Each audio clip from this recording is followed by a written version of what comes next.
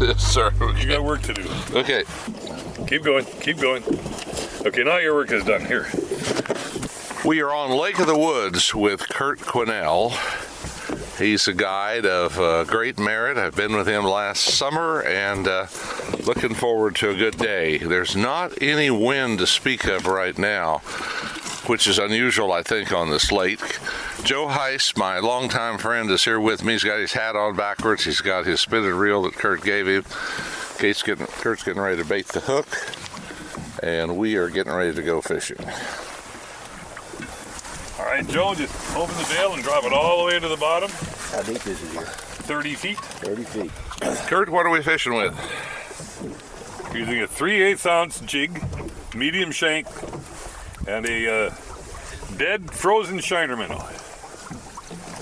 Fish on the bottom, just off the bottom, right? Out of the bottom, just keep dropping that bait into the bottom. Beautiful day here. I can It see is why. a beautiful day. We are now about an hour and 15 minutes into the day, and we've caught a few small fish. But the fascination for Joe and myself is this hummingbird unit that is showing us the fish. Kurt, what's this called? This is the Hummingbird Mega Live. I'm sure everyone's heard of Live Scope by now. That's the Garmin version of this. Garmin came out with Live Scope. Start talking to you, you get a fish. How about that? All right, so he's got a fish That's on. a nice one. Here he comes. Looks like oh yeah, there it is. So we can see it on this live scope. That's truly amazing. Now that is a keeper fish right there. Sauger right here.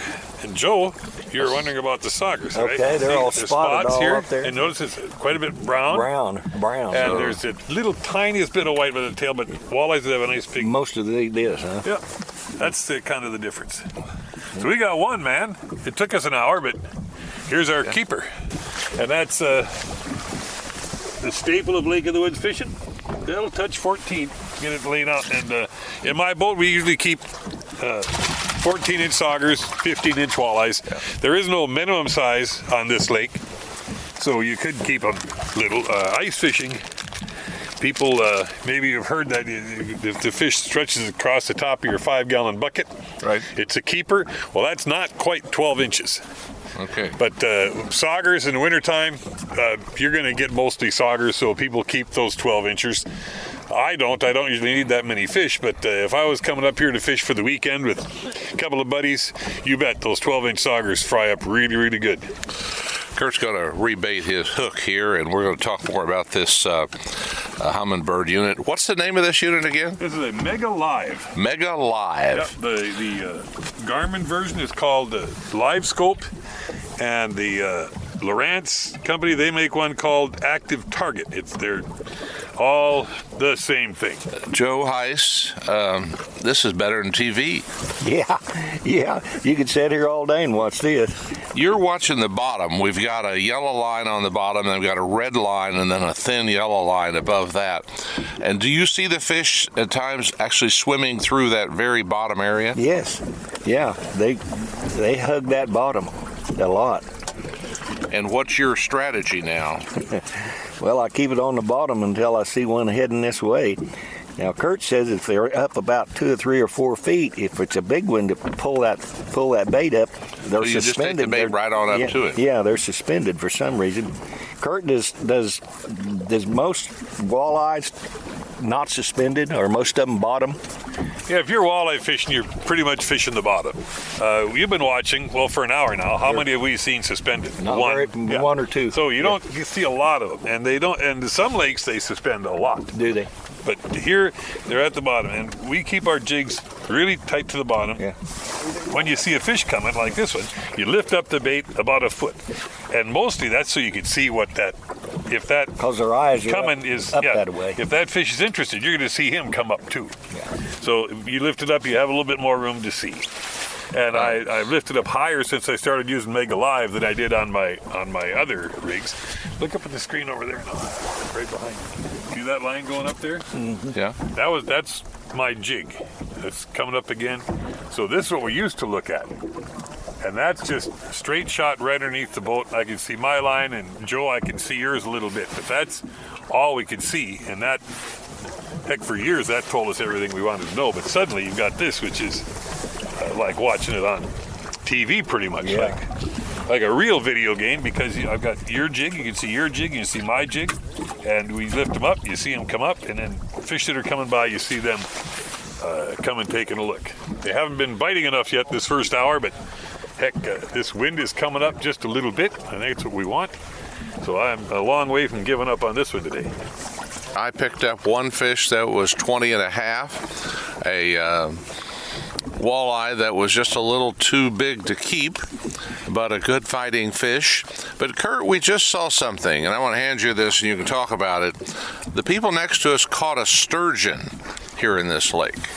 There's a lot of sturgeon here, and when the water cools off in the spring, there's a season on them in the spring, and in the fall when the water's cool, it gets the sturgeon going. They're around all summer, but you don't hardly catch one. As soon as it cools off, and well, the guy next to us, the fish that he had on was probably 40 pounds, and they get a lot bigger than that one.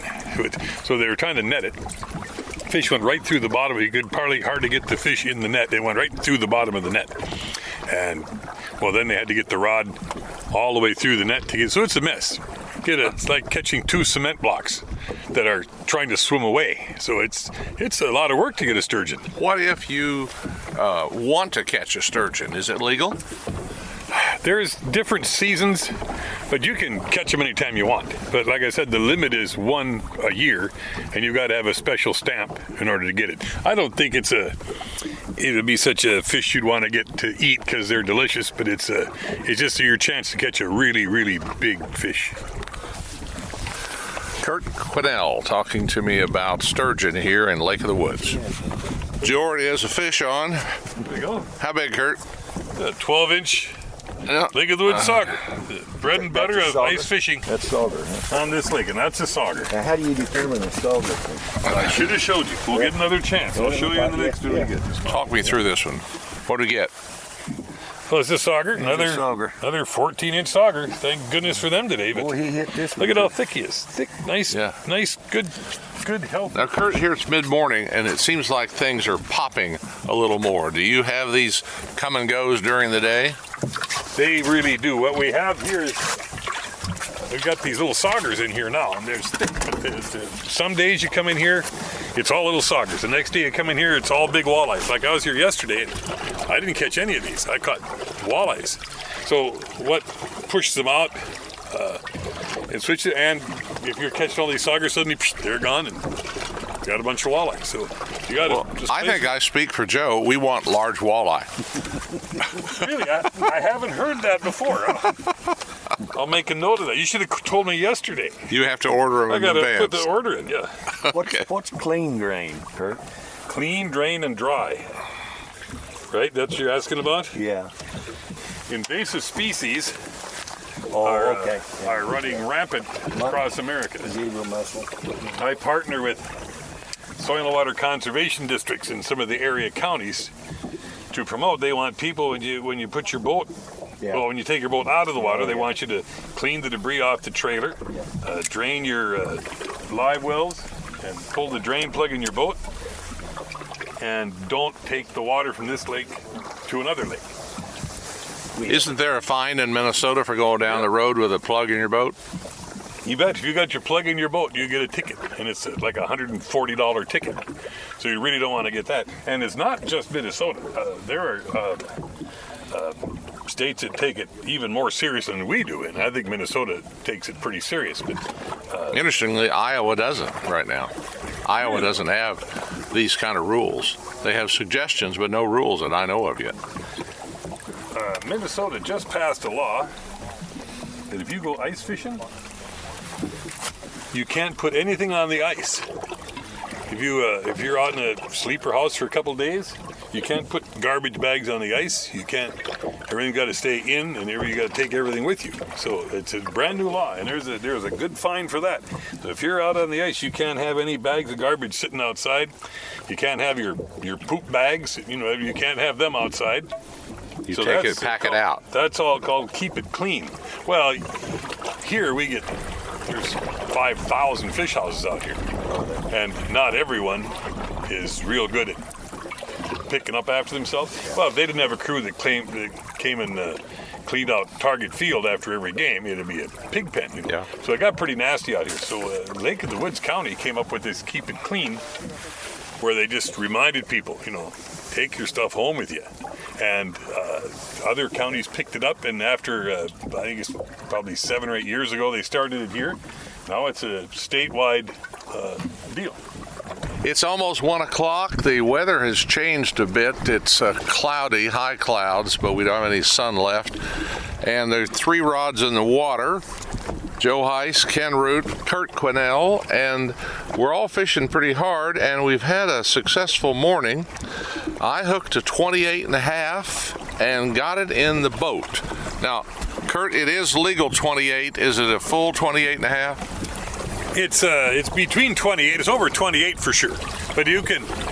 I didn't wrestle down and stretch it. Like you could. Yeah. You could probably stretch that to 28.25 pretty easy. But it's a nice, big, thick, heavy fish. Good job. Yeah. Speaking of that, rate these fish we've been catching in the fall here. Do you think they've gone through a pretty good summer season of growth? Well, they're sure fat, and even the little saugers we're catching are pulling like beasts, So, fish are healthy, they're very good, and they're nice and thick, and for the next, till ice comes, they're going to just be feeding harder and harder all the time. All the perch, all the young of the year perch are 3/4 of an inch long now. They can eat a lot of those. There's tullabies in this lake, and those young of the year tullabies is something they're after. And the shiner minnows, which is their favorite food, is very abundant now. The shiners all come to the south end of the lake and migrate up the Rainy River in the fall, and that's what brings these walleyes into the south part of the lake. So it's just a go time for feeding these fish in the fall. Now, we're fishing with shiner minnows, but they're frozen. Does that seem to make any difference? No, they don't care. They love shiner minnows. It's great. The thing about shiner minnows is they don't have a very good lease on life. Once you catch them and put them in other water, they're going to die. You get a scoop of shiner minnows in town, they're dead probably before you get to the lake. So what they do is they net them out of the river. It's a local bait. They come from here, and they keep them alive in big pens in the lake or in the river, and when they're going to freeze them, they scoop a bunch out, run them up, put them in baggies, and put them in the blast freezer, and they sell them that way. A bag of these minnows is $6. Yeah, that's a heck of a deal compared to the. So imagine if you got 1,000 bags a night, in your blast freezer. It's like printing money. Tell me about your excitement of the day. A boat next to us caught a big crappie, and you flipped out on that more than that big walleye that I caught.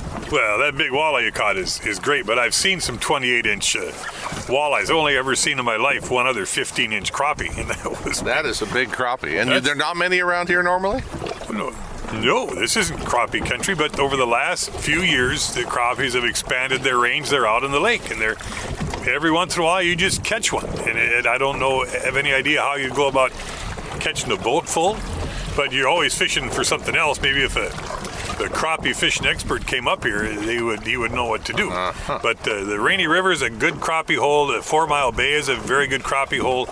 And over on the Warroad side, the Warroad River, I guess they catch crappies in there too. So everything in nature is on the upswing. Well, Joe Heiss is on one side of the boat and I'm on the other, and I've labeled mine the fun side of the boat, and he would offer to let him come over, but he's still hugging the hummingbird and watching to see what they're doing. So, Joe, good luck to you and the rest of the day. Well, yes, we'll do it. It's 2:30 in the afternoon. The fishing day is pretty much over. The wind is up just a little bit. And Kurt, I'll pass this microphone over to you and let you tell us how we did. It's funny how it goes day to day here. One day you pull in here, it's saugers. Next day you pull in, it's all walleyes. The next day you pull in, it's a combination of the two. And we had mostly saugers in here. We got that huge walleye. You had another 20-incher we had to throw back. And our biggest fish in the live well, other than your big one, is that 15.5-incher that just caught. We've got fish that are absolutely keepers. We could have 12, and we've got 11 with 10 more minutes to fish. So I think this is the fish could have been bigger today, but what we've got are absolutely keepers, and it was a fine day. We're just so lucky that it was fairly warm and not too windy. What about tomorrow? We're going to get some rain in. Does that change things in your estimation? Well, ask me about noon tomorrow. I can give you a better answer. It really, everything goes day to day.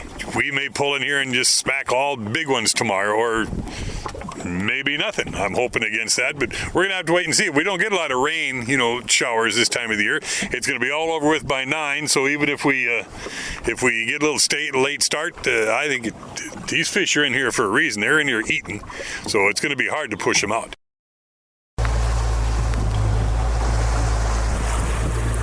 This is day 2 of our fishing excursion on Lake of the Woods with Kurt Quinnell, who is a guide and has a service here.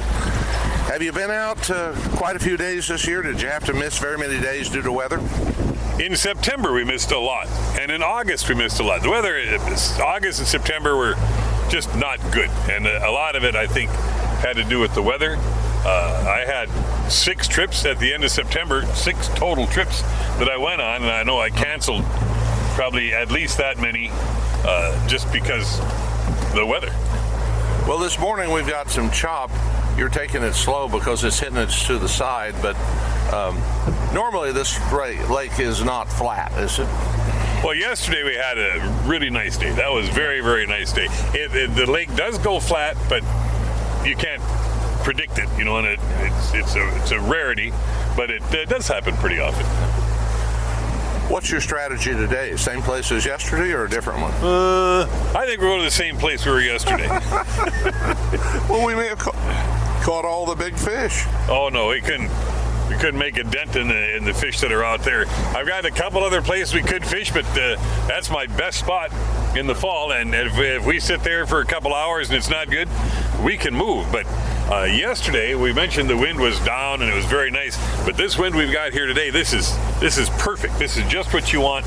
The fish should be going pretty crazy. Which side of the boat should Joe fish on today? Because yesterday he was not able to catch big fish but he's got way more skill than me. You would agree with that. And he's better looking than me, but he didn't catch the big fish. Now, why not? Well, today you notice I didn't bring the Mega Live along. You caught all the big fish on this, so I think the Mega Live was probably scaring all the big fish away. Scared them over to I'm the sure other side if of the we boat. looked that up in science, that'd be a fact. So we're all going to fish blind today because it seemed like it worked great for you yesterday. So, are you indicating that I'm a blind fisherman? Is that what you're saying? You're saying we were a team, all our lines are in together. One guy catches, everyone benefits. So it's good. Well, we're gonna all fish just over the side of the boat today with no eyeballs. I saw something kind of humorous in you out there by yourself fishing. That was on your video. That's very nicely done on YouTube. But, you weren't having to bait anybody else's hook. You weren't having to help an old man. You weren't having to help find something that people had lost in the boat.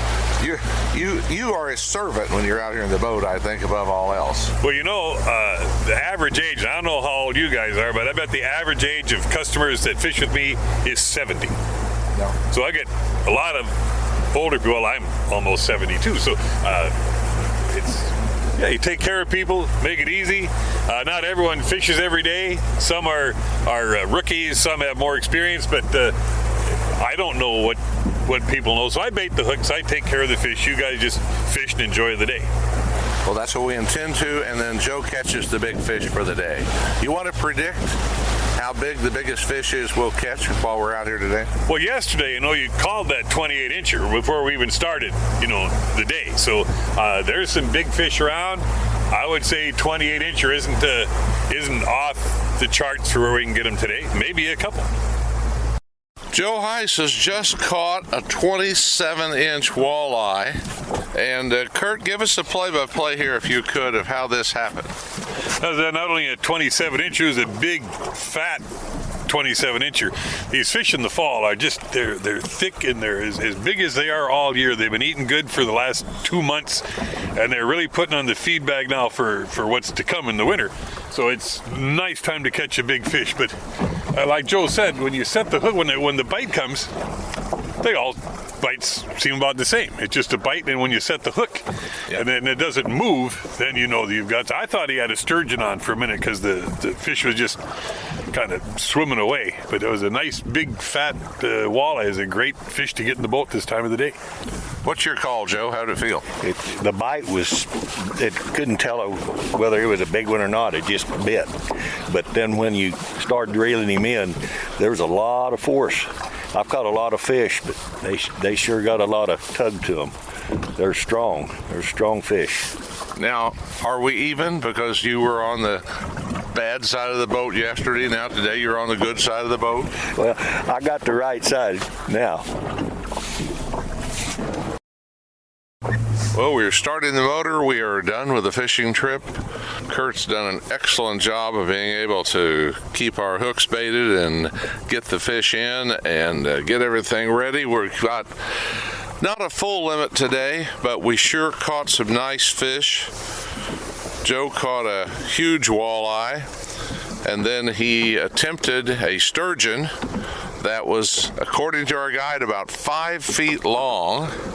Joe, now that you can reflect, any comments on the sturgeon? Yeah, I wished I'd have got him in. Yeah. But yeah, he was big. Not unusual, I guess, Kurt, to catch it, to hook a sturgeon, but not everybody can bring them in. Well, this time of the year, they're pretty common to catch. The fish just get so big, you really can't do anything with them. Yeah. But there you go. 75% of them we get in. The 25% kind of ticks you off a little bit, but you're just going to take a picture of them and put them right back, so it would have been all right. But yeah, sometimes the fish is just too big. Like I said, it's really in 2 cement blocks. On 6-pound test line, how are you going to do that? Well, it was a great 2 days. Thank you very much. Very good. Thank you, guys. Appreciate it.